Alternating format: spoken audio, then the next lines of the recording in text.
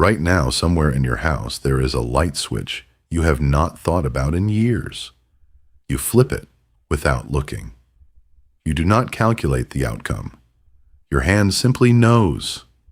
That single motion took your brain less energy than blinking. But the real answer for why is far stranger than convenience. Because that switch is running on hardware built 200,000 years ago in a world with no switches at all. Your ancestors did not have willpower. They had habits. And the difference between those two things might be the most important thing you never learned about yourself. Here is the strange part. Willpower is expensive. Every time you force yourself to do something, your brain burns glucose, spikes cortisol, and drains a resource psychologists call self-regulation. The researcher Roy Baumeister spent decades studying this. He called it ego depletion. Force enough decisions in a single day, and your ability to resist the next one collapses. You are not weak. You are out of fuel. Habits do not use that fuel. A habit runs on a different, older circuit buried deep in a walnut-sized structure called the basal ganglia. Once a behavior becomes automatic, your prefrontal cortex, the effortful decision-making part of your brain, goes quiet. The behavior runs itself. This is not a flaw in your design. It is the entire point. Think about what that meant for early humans. If checking for predators required a fresh, effortful decision every single time, your ancestors would have died exhausted, still deciding. Instead, evolution built a shortcut. Repeated behavior becomes automatic behavior. Automatic behavior costs almost nothing. That is not a modern productivity hack.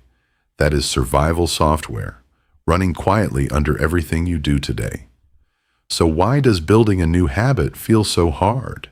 Because the brain is not designed to reward the outcome. It is designed to reward the loop. In the 1990s, MIT researcher Anne Gray Beale mapped what happens inside the basal ganglia as a habit forms. She found a distinct pattern. A cue arrives. A routine follows. A reward locks it in. Do that enough times, and the loop compresses. The behavior stops feeling like a choice and starts feeling like who you are. This is why the 7 habits that actually reshape a life are never the dramatic ones. They are never the 90-minute morning routines or the total diet overhauls you see online. Those collapse under their own weight because they demand willpower every single day, and willpower runs out. The habits that survive are small enough to slip past your resistance entirely. The first is the 2-minute rule. Not 2 minutes of the whole task. 2 minutes of starting it. Open the notebook. Put on the running shoes. Read 1 page. Your brain resists starting far more than it resists continuing. Once you are moving, momentum does the rest. The second is habit stacking, a term popularized by the writer James Clear, though the underlying mechanism goes back to Gray-Beale's cue routine reward loop. You attach a new behavior to an existing one. After I pour my coffee, I write 1 sentence. After I brush my teeth, I stretch for 30 seconds. The old habit becomes the cue for the new one. You are not building willpower. You are hijacking a loop that already runs itself. The third is environment design. In the 1990s, psychologist Brian Wansink ran a series of studies on what he called mindless eating. He found that people ate significantly more from a bowl placed on the counter than from one placed in a cupboard, regardless of hunger, regardless of intention. The environment, not the willpower, decided the outcome.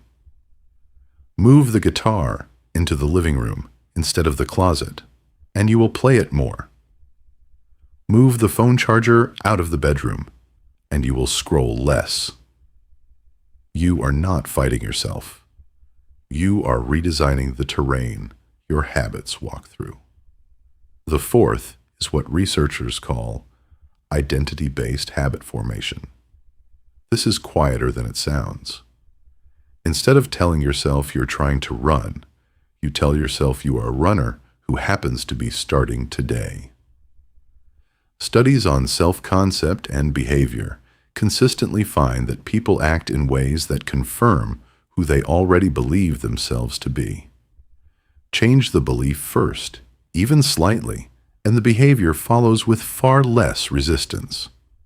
The fifth is the 1% rule. Improve by a tiny, almost invisible margin, and repeat it daily. 1% compounded daily does not look like much on any single day.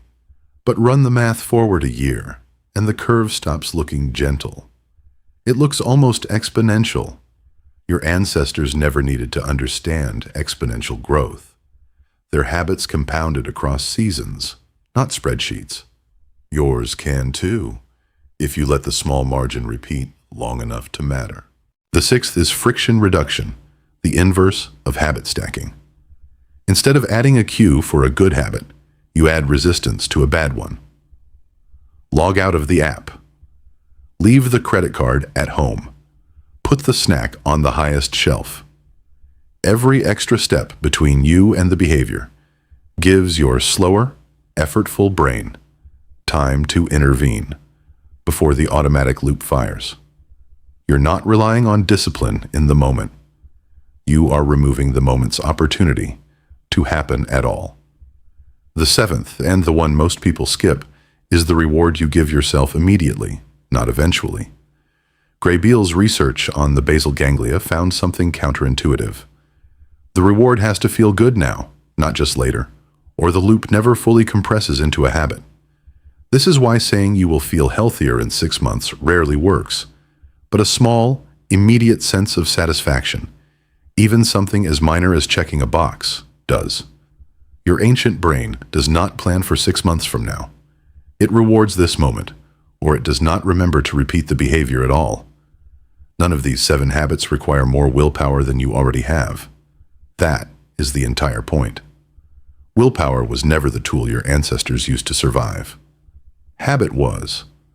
The brain that kept early humans alive was not the brain that white-knuckled its way through danger every single day.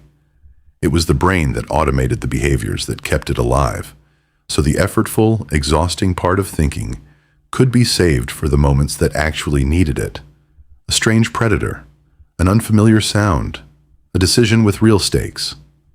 You still carry that brain. Every time you build a small, repeatable loop instead of forcing a large, effortful change, you are not doing something new. You are doing something your species has done for 200,000 years. You are just doing it on purpose, for once, instead of by accident. So tonight, when you walk into a dark room and your hand finds the light switch before you have even thought about it, notice it. That tiny automatic motion is not nothing. It is proof that your brain can turn almost anything into something effortless, given enough repetition and enough time. The habits that will change your life were never going to be the big dramatic ones. They were always going to be as small and as automatic as a hand finding a switch in the dark.